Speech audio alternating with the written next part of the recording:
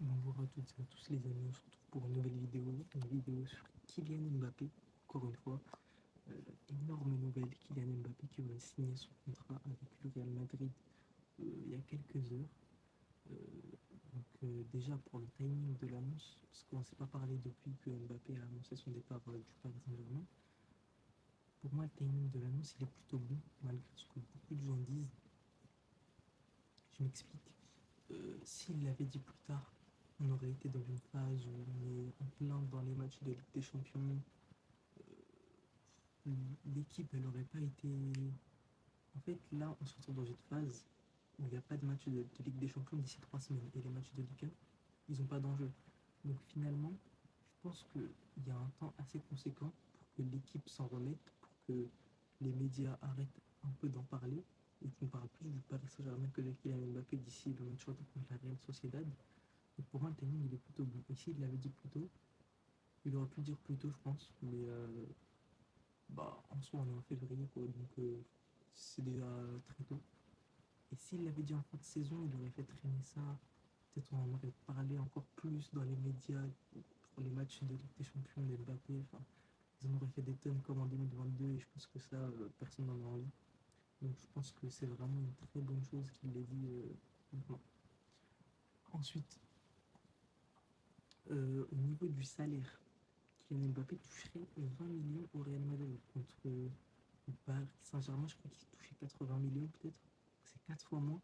Ça montre vraiment que il avait envie de venir. Surtout qu'en 2022, le Real lui avait proposé beaucoup plus. Il lui avait proposé un pont d'or. Aujourd'hui, l'offre du Real elle est bien moins élevée qu'avant, vraiment. Donc ça montre que d'un côté que Mbappé a fait un énorme effort pour venir. Voilà, énorme, bon, on se comprend. Et que le Real, finalement, était en position de force et ils ont eu gain de cause. Ils l'ont payé en 2022, finalement ils l'ont eu certes plus tard, mais moins cher. Finalement, ça montre que c'était plus Mbappé qui avait besoin du Real plutôt que l'inverse. Et surtout, l'excellente nouvelle au niveau du salaire et des primes. Bon, la prime elle est de 120 millions, je crois, elle va être étalée sur 5 ans, ça va être 20 millions par an, bref, ça c'est pas très important. Mais le, vraiment le point positif de ce salaire, c'est qu'il sera au même niveau que Bellingham et Vinicius. Ça veut dire qu'il n'arrive pas en tant que star au Real Madrid, il arrive comme un joueur parmi les autres, un joueur qui doit gagner sa place. Et surtout, si demain il arrive et qu'il n'est pas très bien, il n'est pas en forme, Bellingham et Vinicius, ils seront en droit de se dire pourquoi est-ce que moi, je suis là depuis longtemps, j'ai pas fait de grâce au club, je joue très bien, j'ai un niveau ballon d'or, et je gagne moins que ce type. C'est pas normal. Donc finalement, aujourd'hui, le Real a 3 stars, Vinicius, Bellingham, Mbappé, les 3 peuvent gagner le ballon d'or. Et les 3 ont le même salaire, ce qui est un peu plus logique. Et Mbappé, ça va peut-être lui apprendre à devenir un joueur parmi les autres, là où au Paris Saint-Germain, c'était quasiment le propriétaire du club. Il faisait ce qu'il voulait. Donc finalement, ça va être un bon point pour le Real et pour Mbappé. Maintenant, quid de Rodrigo? Je vois beaucoup de gens sur Twitter s'affoler. Pourquoi Rodrigo perdrait sa place pour un mercenaire comme Mbappé? Les gars, on va pas se mentir, Mbappé, c'est une énorme amélioration par rapport à Rodrigo. Mbappé est le joueur que Rodrigo rêve d'être. On va pas se le cacher, ça.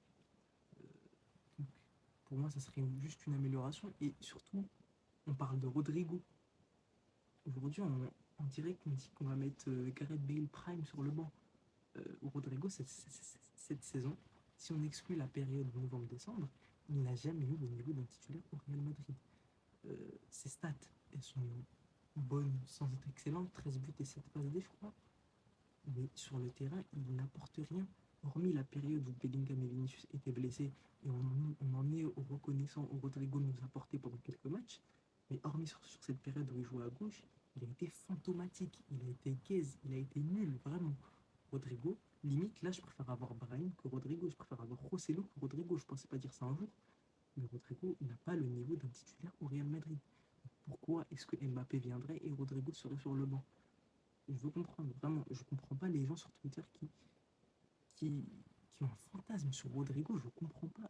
Rodrigo n'a pas le niveau de titulaire au Real Madrid cette saison. C'est tout. Et s'il n'est pas bon, il va sur le banc. C'est aussi simple que ça. Brahim Diaz est bien meilleur que Rodrigo cette saison.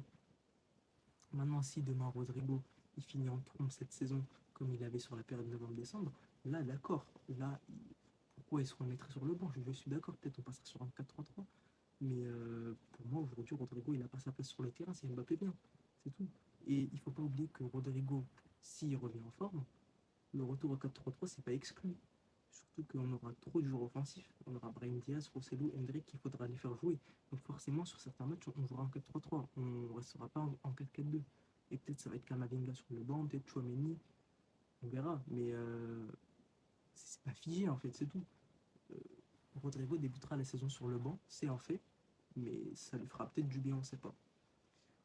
Sinon, j'ai vu une information de, je crois, c'est Marca, qui disait que Pérez veut réunir Haaland et Mbappé. Non, non. Même si c'était possible, j'en voudrais pas. Parce qu'aujourd'hui, on a une équipe équilibrée et bah, on n'a pas besoin d'Haaland finalement. Même si moi, j'aurais préféré qu'on ramène Haaland plutôt qu'Mbappé. Mais maintenant qu'on a Mbappé, pourquoi prendre Haaland? En fait, je vois pas le but. Si c'est pour faire jouer Mbappé à droite, c'est même pas son vrai poste. Ça sert à rien, même si neuf c'est pas son vrai poste, mais il a des qualités de neuf. Mais aujourd'hui, sur l'aile droite, il n'apportera pas grand chose. Surtout, je vois pas le but en fait de ramener Haaland, vraiment.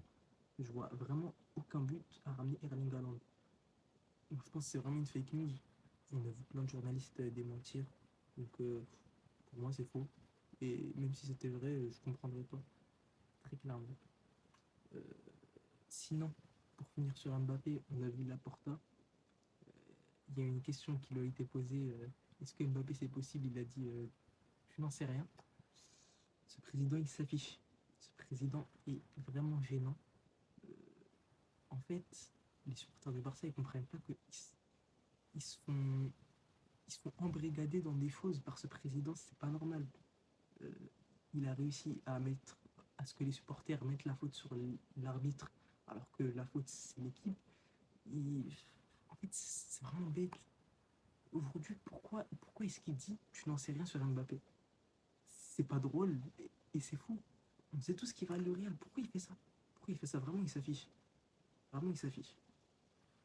Tu n'es pas Pérez Laporta, lâche ça. Tu t'es trompé de rêve. Ensuite, parlons de Davis.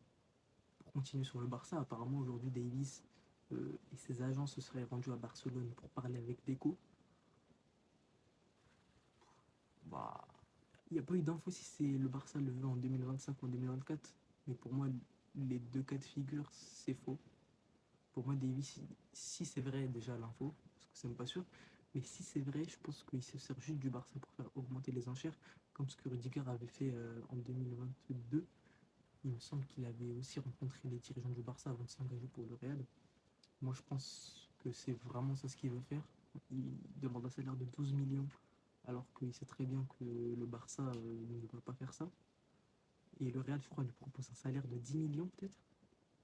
C'est un peu en dessous. Mais pour moi, Davis, cet été, c'est au Real. C'est tout. Il n'y a pas trop de doute pour moi. Il y a un accord qui a été trouvé apparemment, même si c'est pas un accord plein. Je pense qu'on n'est pas loin.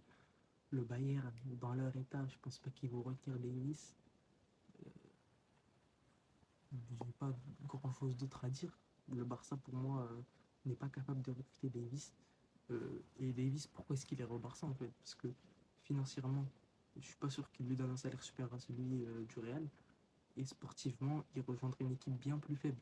Peut-être qu'il aurait une place garantie au Barça, là où au Real, il ferait face à une concurrence de Mendy. Mais franchement, je pense qu'il pourrait s'imposer s'il revient à son niveau devant Mendy assez largement. Pour finir cette vidéo mercato sur le Real Madrid, on va parler de Lenny Yoro.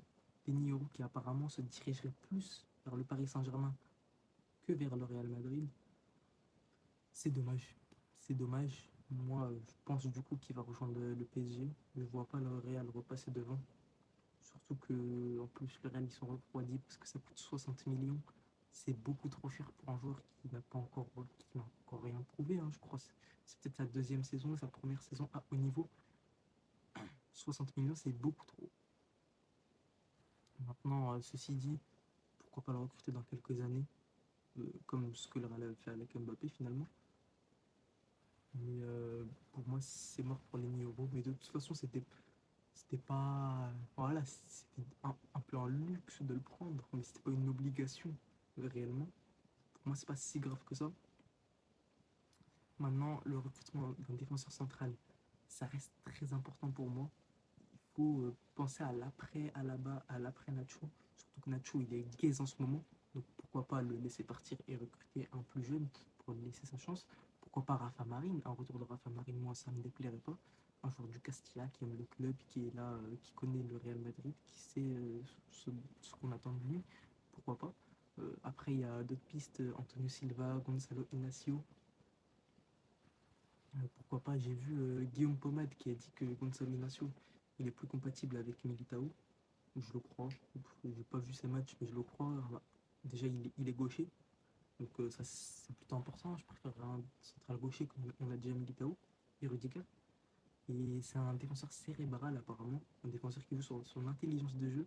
Donc on aurait vraiment un chien et un chat. Militao plus dans l'impact physique, plus dans les duels, et Gonzalo Inacio du coup qui serait plus là à la relance pour combler les erreurs de Militao sur le placement, voilà l'équivalent d'un Varane, ce que faisait Varane avant.